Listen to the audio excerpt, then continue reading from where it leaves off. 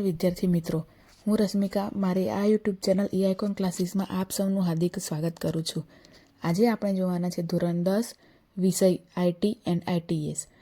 આ વિષયનું આપણે પ્રકરણ નંબર 7નો સંપૂર્ણ સ્વાધ્યાયનું સોલ્યુશન જોઈશું. તો જોઈએ, આપણે અહીંયા પ્રકરણ 7 આપેલું છે, સ્પ્રેડશીટ શેર કરવી અને રિવ્યૂ કરવી. તો તેનો સ્વાધ્યાય જોઈશું.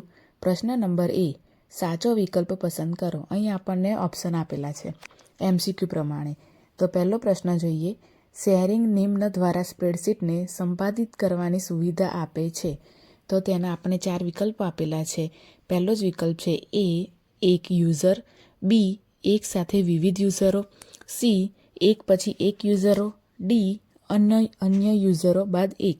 તો તેનો સાચો આન્સર આવશે બી, એક સાથે વિવિધ યુઝરો. પ્રશ્ન નંબર 2 જોઈએ, શેરિંગ સ્પ્રેડશીટ ફીચર નિમ્નમાં ફેરફારોને સેવ કરવાની સુવિધા આપે છે.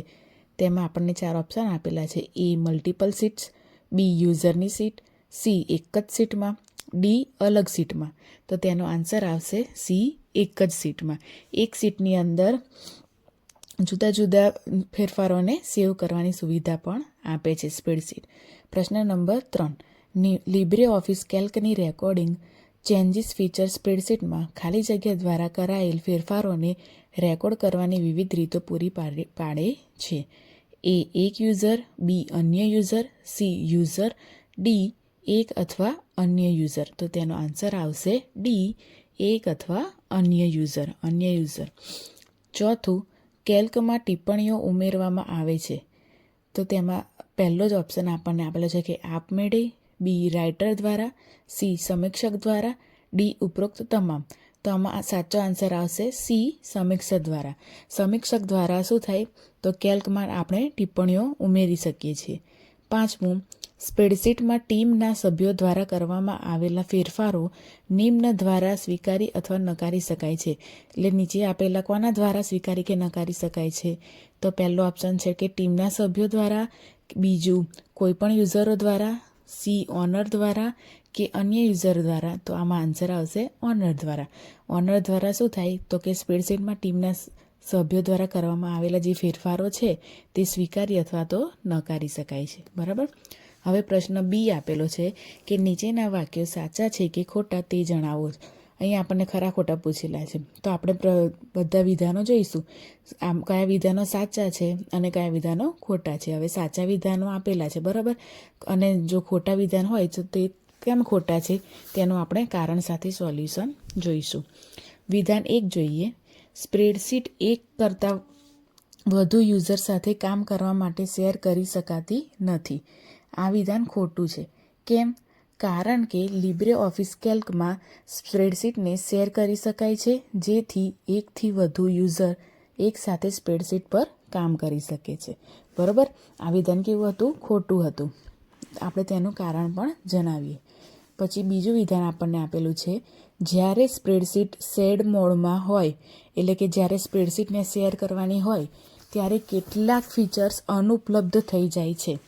અનુપલબ્ધ એટલે કે તે અહીંયા હાજર હોય નહીં, એમ અનુપલબ્ધ થઈ જાય છે. તો આ વિધાન કેવું છે? સાચું છે. કારણ કે જો શેર્ડ મોડ હોય, એટલે કે જ્યારે શેર કરવાનું થાય એના મોડમાં ટ્રેક ચેન્જીસ અને માર્જ ડોક્યુમેન્ટ્સ જેવી કેટલીક એડવાન્સ સુવિધાઓ જે હોય છે એ ઉપલબ્ધ રહેતી નથી. એટલે આ વિધાન કેવું છે? સાચું છે. અનુપલબ્ધ થઈ જાય એટલે કે ઉપલબ્ધ રહેતી નથી. કઈ? તો કે ટ્રેક ચેન્જીસ અને માર્જ ડોક્યુમેન્ટ જેવી જે કેટલીક એડવાન્સ સુવિધાઓ છે જે એ અનુપલબ્ધ થઈ જાય છે. વિધાન 3 જોઈશું, જ્યારે સ્પ્રેડશીટ શેડ મોડમાં ખોલવામાં આવે ત્યારે તમે સ્પ્રેડશીટમાં ફેરફારો રેકોર્ડ કરી શકો છો. તો આ વિધાન કેવું છે? ખોટું છે. કેમ? કારણ કે સ્પ્રેડશીટ શેડ મોડમાં હોય ત્યારે ટ્રેક ચેન્જીસ એટલે કે જે રેકોર્ડ ચેન્જીસ છે એ સુવિધા કેવી છે? આપમેળે બંધ થઈ જાય છે. હવે ચોથું વિધાન જોઈએ, ફાઇલ મેનુનો ઉપયોગ સ્પ્રેડશીટ માટેના ફેરફારો રેકોર્ડ કરવા માટે થાય છે. તો આ વિધાન પણ કેવું આવશે? ખોટું આવશે. કેમ? કારણ કે ફેરફારો રેકોર્ડ કરવા માટે એડિટ મેનુમાં જઈ ટ્રેક ચેન્જીસ પર ક્લિક કરવાની અને પછી રેકોર્ડનો ઉપયોગ થાય છે. ફાઇલ મેનુનો ઉપયોગ થતો નથી. બરાબર. અહીંયા કીધું છે કે ફાઇલ મેનુનો ઉપયોગ કરીને સ્પ્રેડશીટ માટેના ફેરફારો રેકોર્ડ કરવામાં માટે થાય છે, પણ નહીં. કેમ? કારણ કે ફેરફારો રેકોર્ડ કરવા માટે એડિટ મેનુ પર જઈ ટ્રેક ચેન્જીસ પર ક્લિક કરતાં પછી જ રેકોર્ડનો ઉપયોગ થાય છે, ફાઇલ મેનુનો નહીં. બરાબર? એડિટ મેનુનો. વિધાન 5 જોઈશું. ઇન્સર્ટ કોમેન્ટનો ઉપયોગ કરીને તમે સ્પ્રેડશીટમાં નોંધ અથવા સૂચનો ઉમેરી શકો છો. તો આ વિધાન કેવું છે? સાચું છે. કેમ? કારણ કે ઇન્સર્ટ કોમેન્ટ વિકલ્પ દ્વારા સેલમાં નોંધ, સૂચન અથવા માહિતી ઉમેરવી શક્ય છે જ. બરાબર? અહીં ઉમેરી શક્ય છે. તો હવે વિધાન 6 જોઈશું. ટિપ્પણીના ફોન્ટ કલરને બદલવા માટે ફોર્મેટિંગ કોમેન્ટનો ઉપયોગ કરી શકાય છે. તો આ વિધાન પણ કેવું છે? સાચું છે. કેમ? કારણ કે કોમેન્ટ બોક્સને ફોર્મેટ કરી શકાય છે, જેમાં ફોન્ટ કલર, સાઇઝ અને સ્ટાઇલ બદલવી શક્ય છે. બરાબર? એવી જ રીતના પ્રશ્ન નંબર C જોઈએ. ત્યાં આપણને ખાલી જગ્યા આપેલી છે. તો હવે શરૂઆત કરીએ. પહેલું, ડોક્યુમેન્ટનો ટાઇટલ બાર સ્પ્રેડશીટના શેડ મોડ માટે ફાઇલ નામ સાથે શેડ બતાવે છે. બરાબર? આમાં શું આવશે? ખાલી જગ્યામાં શેડ. શેડ એટલે કે શેર. બીજી ખાલી જગ્યા જોઈએ. શેડ મોડ સ્પ્રેડશીટ ખાલી જગ્યા યુઝરોને એક જ સમયે સ્પ્રેડશીટને એક્સેસ અને એડિટ કરવાની સુવિધા આપે છે.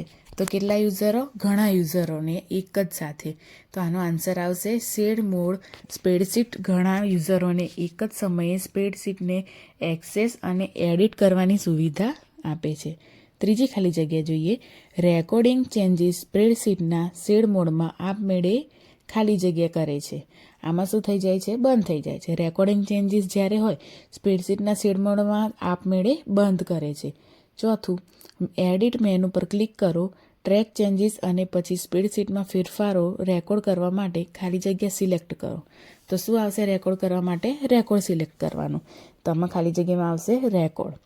પાંચમી ખાલી જગ્યા જોઈએ. બદલાયેલ સેલનો બોર્ડર કલર, સરહદનો રંગ કેવો હોય છે? તો કે લાલ હોય છે. પછી છઠ્ઠું, ખાલી જગ્યાનો ઉપયોગ સ્પ્રેડશીટમાં સેલમાં નોંધો અથવા સૂચનો ઉમેરવા માટે થાય છે.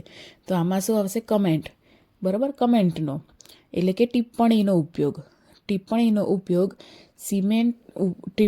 ઉપયોગ સ્પ્રેડશીટમાં સેલમાં નોંધ અથવા તો સૂચનો ઉમેરવા માટે થાય છે. કમેન્ટ. ટિપ્પણી એટલે કે કમેન્ટ. કોમેન્ટ બોક્સને સેલની જેમ જ ખાલી જગ્યા કરી શકાય છે. તો શું કરી શકાય? ફોર્મેટ કરી શકાય છે. બરાબર? હવે પ્રશ્ન નંબર D જોઈએ. નીચેના પ્રશ્નોના જવાબ લખો. અહીંયા આપણને પ્રશ્નોના જવાબ આપેલા છે. આ પ્રશ્નો પરીક્ષાની અંદર 2 માર્કમાં 3 માર્કમાં પૂછાઈ શકે છે. બરાબર? પ્રશ્ન નંબર 1 જોઈએ. શબ્દોનું વ્યાખ્યાયન આપો. અહીંયા આપણને 2 વ્યાખ્યા આપેલી છે કે કોઈ એક આપણને ટૂંકું સ્વરૂપ આપેલું હોય અને એને કહે કે આને વ્યાખ્યાના સ્વરૂપે દર્શાવો. તો આપણે તેની એક વ્યાખ્યા લખવી પડે કે આ શબ્દ છે તો એનો અર્થ શું થાય. બરાબર? અહીંયા આપણને પહેલું આપેલું છે એ શેરિંગ સ્પ્રેડશીટ. તો હવે શેરિંગ સ્પ્રેડશીટ શું છે? તો શેરિંગ સ્પ્રેડશીટ એ એવી પ્રક્રિયા છે જેમાં એક જ સ્પ્રેડશીટને એકથી વધુ યુઝરો એક સાથે ખોલી, જોઈ અને સંપાદિત કરી શકે છે. આવી રીતના આપણે એની એક પ્રશ્નની અંદર એક વ્યાખ્યા લખી શકવાની. બી આપેલો છે રેકોર્ડ ચેન્જીસ. અહીંયા ઉપર હતું શેરિંગ સ્પ્રેડશીટ અને બીજું છે રેકોર્ડ ચેન્જીસ. રેકોર્ડ ચેન્જીસ શું છે? તો રેકોર્ડ ચેન્જીસ એ એવી સુવિધા છે જેમાં સ્પ્રેડશીટમાં કરાયેલ તમામ ફેરફારો એટલે કે કોણે ક્યારે શું બદલ્યું છે તેવા ફેરફારો, બરાબર, એનો રેકોર્ડ રાખવામાં આવે છે. પ્રશ્ન નંબર 2 જોઈએ. નીચે મુજબ કરવા માટે કમાન્ડ લખો. અહીંયા આપણને પહેલું આપેલું છે શેરિંગ અને સ્પ્રેડશીટ એ કેવી રીતના ખોલવાનું. મતલબ નીચે મુજબના જે આપણને આપેલા છે, બરાબર, એને આપણે એના કમાન્ડ લખવાના છે. મતલબ તેને કેવી રીતના ખોલવું, ઓપન કરવું એ આપેલું છે શેરિંગ સ્પ્રેડશીટ. તો ટૂલ્સમાં જઈને શેર સ્પ્રેડશીટ ક્લિક કરવી. અને બી આપેલું છે રેકોર્ડ ચેન્જીસ. તો એડિટ પર જઈને એડિટ પર ક્લિક કરવાની, તેમાં ટ્રેક ચેન્જીસને પસંદ કરવાનું અને રેકોર્ડ ઉપર ક્લિક કરવાનું.